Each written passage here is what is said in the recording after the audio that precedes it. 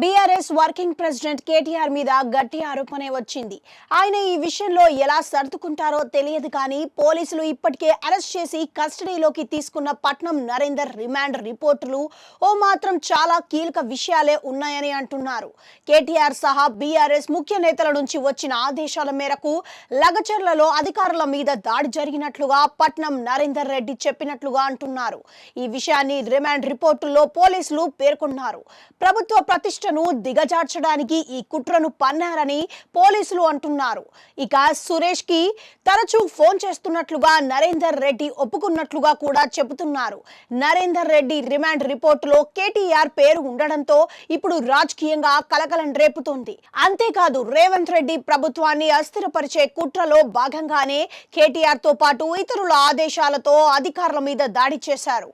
పోలీసుల రిమాండ్ రిపోర్టులో పేర్కొన్నారు. అంతేకాదు కేవలం రాజకీయ కుట్రలో భాగంగానే రైతులను ఉద్దేశపూర్వకంగానే రెచ్చగొట్టారని కూడా చెబుతున్నారు.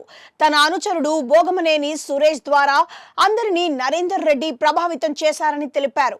అలాగే కొందరికి డబ్బులు ఇచ్చి దాడికి ఉసిగొల్పారని కూడా పోలీసులు చెప్పుకొచ్చారు. అంతేకాదు కొందరు అధికారులను చంపినా పర్వాలేదని రైతులకు పట్నం నరేందర్ రెడ్డి చెప్పారని పోలీసులు పేర్కొనడం విశేషం.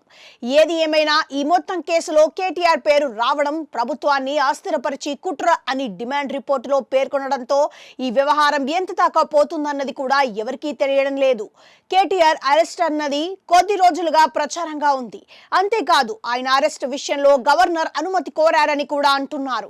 మరి ఈ నేపథ్యంలో ఈ కేసులో ఆయన పేరు ఉందని రిమాండ్ రిపోర్టులో చూపించడం అంటే తెలంగాణ రాజకీయాల్లో ఏదో జరగబోతుంది అని అంటున్నారు.